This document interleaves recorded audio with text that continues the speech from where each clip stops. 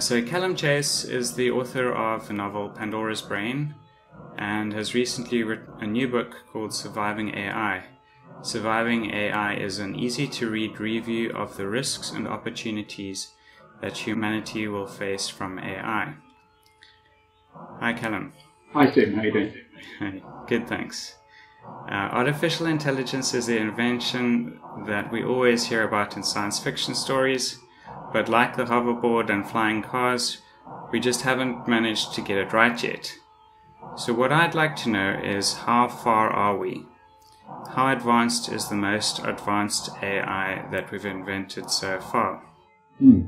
Well, it's come a long way, and it's come a long way in the last few years because of the invention or the discovery of machine learning techniques, which rely on huge amounts of data and clever algorithms. And they've really become very successful and very influential in the last 5 years. Artificial intelligence as a science is almost 60 years old. It was officially started, if you like, in 1956 at a conference called the Dartmouth Conference in the States.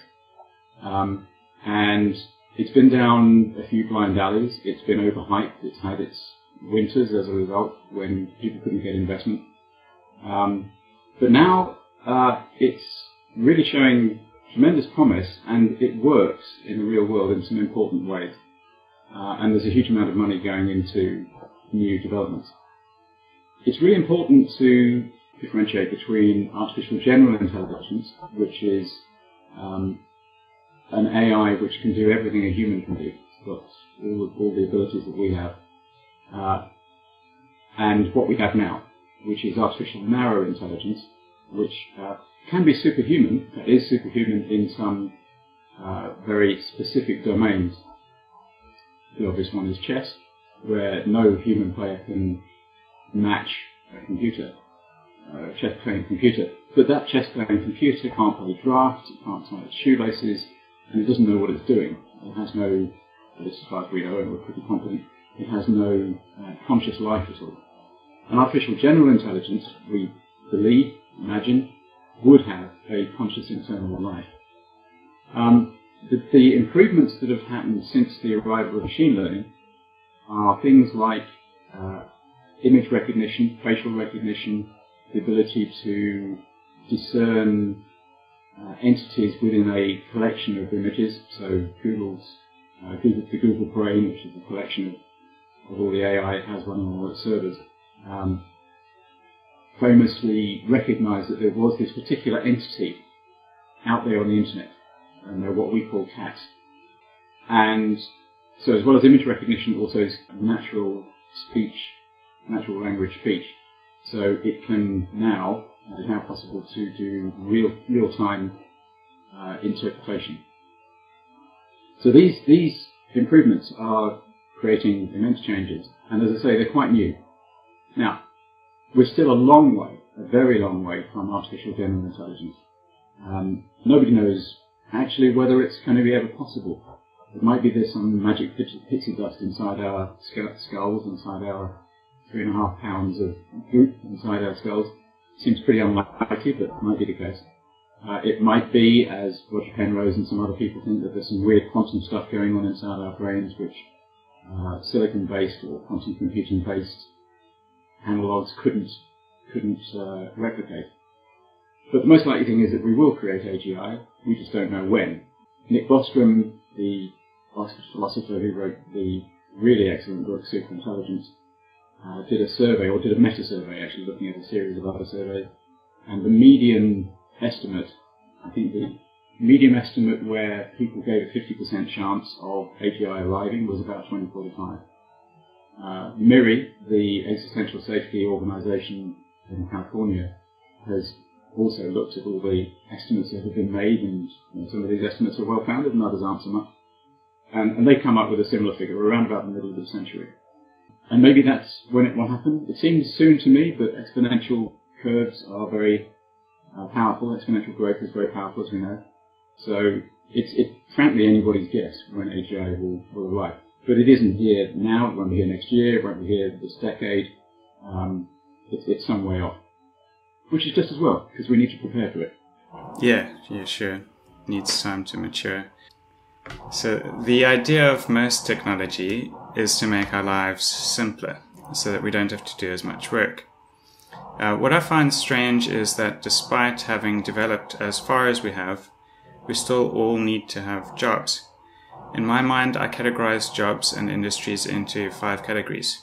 So first, there's the essential, meaningful jobs, like doctors and farmers and builders. Then there are inventors. Inventors are jobs that don't need to exist to keep things as they are, but they help us moving forward, so it's like programmers. Then there are jobs and industries that exist purely to move money and assets around. These includes banks and insurance companies, salesmen, advertisers. Even a lot of police work and lawyers fall into this category because they're all about ensuring that the right people have the right money. These are jobs that wouldn't exist in an abundant economy with an automated distribution system. Then there are duplicate jobs and companies. Those are jobs and companies that exist purely to provide competition and to prevent monopolies. And the 5th category is completely redundant jobs. So there are a lot of these kind of jobs in South Africa, where I come from, which purely exist for the sake of having a job and provide hardly any value. So those are jobs like people standing with a sign or a flag, or packing bags at supermarkets, or selling the big issue, or the most ridiculous of these, in my opinion, which is a naked sushi model, which is a woman lying on a table, either naked or almost entirely naked, with pieces of sushi on her body. So my point is, the current system seems really good at forcing people to have jobs, whether those jobs serve a purpose or not. How do you think AI will affect jobs, and do you think that we'll finally be able to get rid of meaningless work, or will we all become naked sushi models? I hope I don't have to become a naked sushi model, because I'm going to be in trouble. I'm not sure I buy your distinction, to be honest, Stephen. I think, I'm no greater fan of bankers than you are, but I do think that the job they do is important. Some of them anyway. In a free market economy, you have to have price signals, and you have to have people who make sure those price signals are efficient, and that's one of the things that bankers do. And although a lot of people wouldn't agree with this, the free market economy, combined with technological improvement, is what has made this the best time to be a human being ever. No other societies created the range of opportunities, the life opportunities for the average and indeed the poorest people in society. Because if you were poor in the Middle Ages, you were in a worse position than if you're poor now. So that's a bit of a bit of a digression to address your division of jobs into different categories. But to answer your sort of final question directly, what will AI do about jobs? Again, we don't know, and we also don't know how long it will take. What we do know is that AI is getting smarter, and there's no reason to think that that's going to stop anytime soon. In fact, it's for the foreseeable future going to get smarter at an exponential rate. As it does, AIs and robots, their peripherals, will be able to do things that we do, cognitive things that we do, better than we can. As soon as they can do them as well as we can, by definition they can do them better because they don't get tired, they don't get drunk, they don't get pay rises and so on. It seems to me that pretty much every job, maybe not every job, but the great majority of jobs that people do today will be stolen by AIs at some point. There's some jobs, I think art, which almost by definition employs the subjective experience of a person. It's going to be hard for an AI to do that until they reach AGI. But short of that, I think pretty much all jobs will be able to be done by an AI. Now, maybe we'll invent loads of new jobs that the AIs can't do. And maybe they're jobs which we currently can't imagine, in the way that our grandparents couldn't have imagined what a social media marketer does. I doubt that. I've read that there's been an analysis which suggests that 90% of all jobs that Americans do today are variants on jobs which were around in 1900. So it seems to me that most jobs will disappear across all of your categories. When that will be, it's really hard to guess. I think we will see, my hunch is that we will see half of the jobs which are currently done by humans, done by AIs within 25 years or so. But it is only a hunch. And you can try and be more scientific about it by mapping out the projected speeding up of computers, but then that doesn't take into account the improvement in the algorithms which are required to make deep learning work and so on. So it's really a matter of hunch. I don't think anybody's got a more scientific approach than that. The interesting question is, what do we do about that? Because if and when AIs do all of our jobs, how do we make a living? How do we get enough resources to live on? How do we get our food, our homes, our clothes, our cars, our music and so on? Now, the answer to that looks pretty simple: universal basic income. But it's very controversial. I think it would be the wrong thing to introduce a UBI now, and that again is a controversial statement. But I don't think the UBI in today's free market economy is going to work, and it just wouldn't be acceptable in most societies anyway, politically. But if and when the time comes that most jobs have gone, we probably will have to have UBI. But that actually doesn't seem to me to be the biggest problem. And I've just realised I'm gabbling on again and probably answering one or two questions which you were going to ask later. So I'll stop it there. All right. Surviving AI mentions different kinds of AI. We might create AI that cannot feel, but passes the Turing test, and then create an AI that can feel, so there will be a lot of confusion about how we should treat these AIs.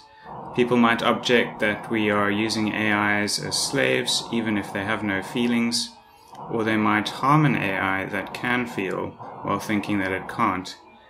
What are some of the potential benefits and dangers of building AIs that you can think of? Yeah, so you're raising the question of whether AIs would ever have rights, or whether they would have justification to be treated as persons. I have a fairly simplistic approach to that issue, which is that personhood and the rights that attach to personhood, the right not to be killed, tortured, maybe even rights of free speech, free assembly and so on, those rights grow in line with the level of consciousness of the entity that you're talking about. So humans have, we believe, a powerful right, a strong right not to have those wrongs done to us. Chickens, most of us ascribe a certain level of rights, but most of us would be uncomfortable to see a chicken tortured, but many of us are happy to have chickens killed for food. Now, if we get to a point where AIs have an internal life, have a consciousness, my view is that they would then become persons.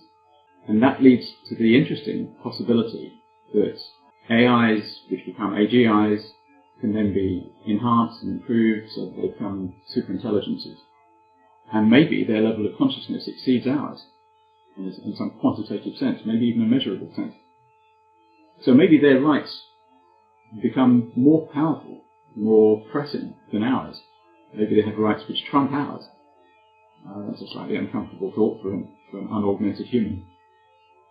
But you're right, we might also create an AI which has all the cognitive abilities that we do except for consciousness. In some way it was able to report that it had no internal life. There's some paradoxes there, but maybe that's possible. The space of possible intelligences is enormous, and we really don't know what they're going to be like. It's going to be an interesting time. So obviously your book is about the benefits and the dangers of building AI. Do you want to speak a bit more about those? I mean, maybe say what scares you the most about AI? Sure. You're right. The book is subtitled The Promise and Peril of AI, and I think it's sort of a reasonably well accepted idea that if we do get superintelligence, it will be either very, very good for us or very, very bad for us. It probably won't be in the middle. The very, very good is that we solve all our human problems. It solves them for it.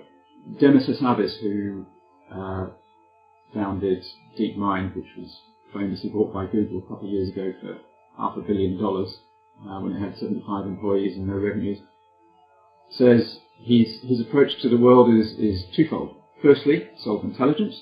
Secondly, use that to solve everything else. So the idea is you have a superintelligence which is 1 million times smarter than the cleverest human, and it solves all of our problems. So death is abolished or becomes optional. Nobody gets sick anymore. Nobody wants for anything physically or even emotionally. Climate change gets solved, and so on and so forth. Everything gets solved.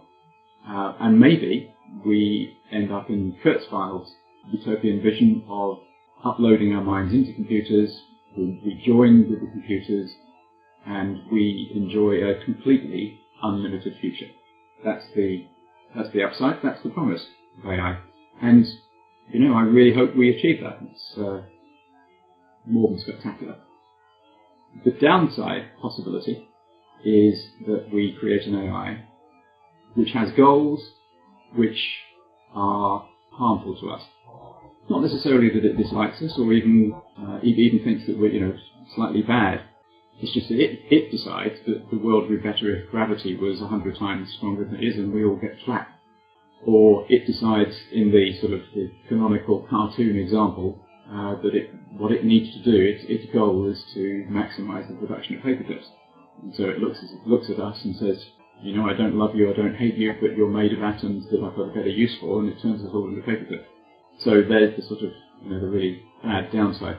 The thing that terrifies me is that we create a superintelligence which really dislikes us and decides to put us into a sort of computer version of the Christian hell and keeps us all alive forever and tortures us forever. That's the worst thing I can think of, but maybe it can come up with something even worse than that. I don't think that is a really seriously likely probability. I'm reasonably optimistic, and I say optimistic because I've got no evidence for this, so it is a slight bias, but I think that there's 7 billion of us, and there's getting more of us. We're a pretty smart little mammal. We've got time before the AGI arrives, the superintelligence arrives, to work out how to make sure that it is safe for us. So I think if we are sensible, we can make sure that we get the good outcome. And that's what I'm rooting for. Many people know about the 3 laws of robotics.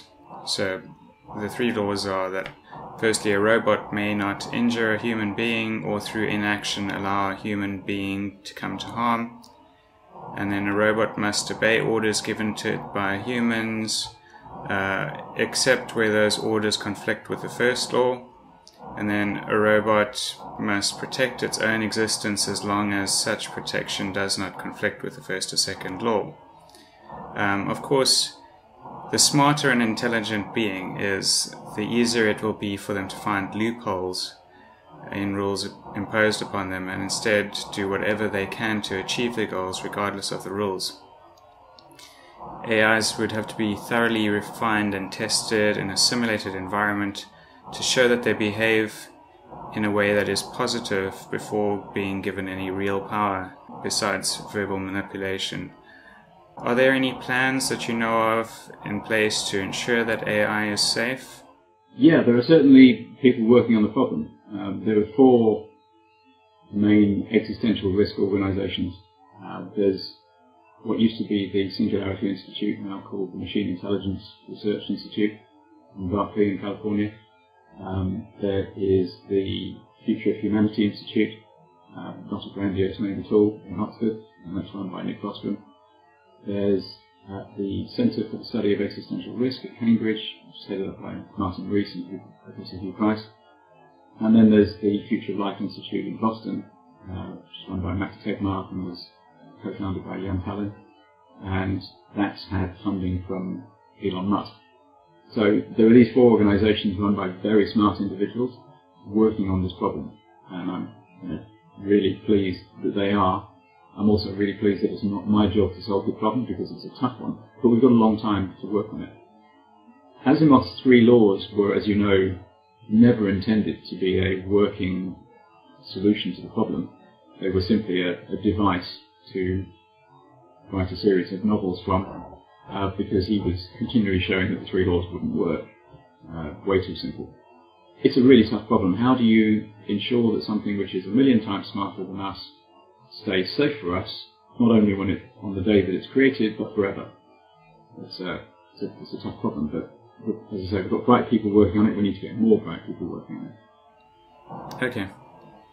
So, I suppose you would say, even though we're doing a lot, we should probably be doing more? Yeah. Nick Bostrom said at some point, I can't remember when, that there were hundreds of thousands of people working full-time on projects which could lead to artificial general intelligence and superintelligence.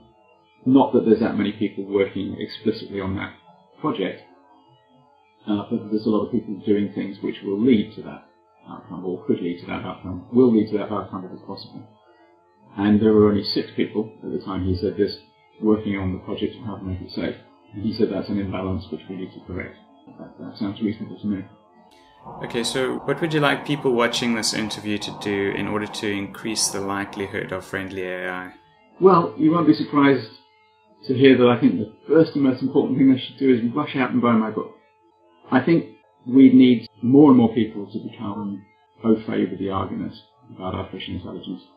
And, people will make up their own minds. Not everybody's going to agree with, I think you and I pretty much agree about a lot of these things. Not everybody's going to agree with us, and that's fine. But I think we need more and more people to be aware of the arguments, thinking about it, and then discussing it and getting more other people to think about it. There is an argument, I've heard an argument that it's too soon for the general public to get involved in this debate because there's not enough known about it yet. I don't buy that argument because, in a sense, the cat's out of the bag. There are quite a few people who are aware of these arguments now, and there's a pretty broad awareness that technologies and AI specifically is galloping ahead, and that maybe it will lead to conscious machines. And there's a sort of, I think, a vague unease about it in the general public's mind. And I think we need to fashion that vague unease into a settled determination to make sure we get the good outcome. Okay. Thank you for chatting to me. It's a pleasure, Stephen.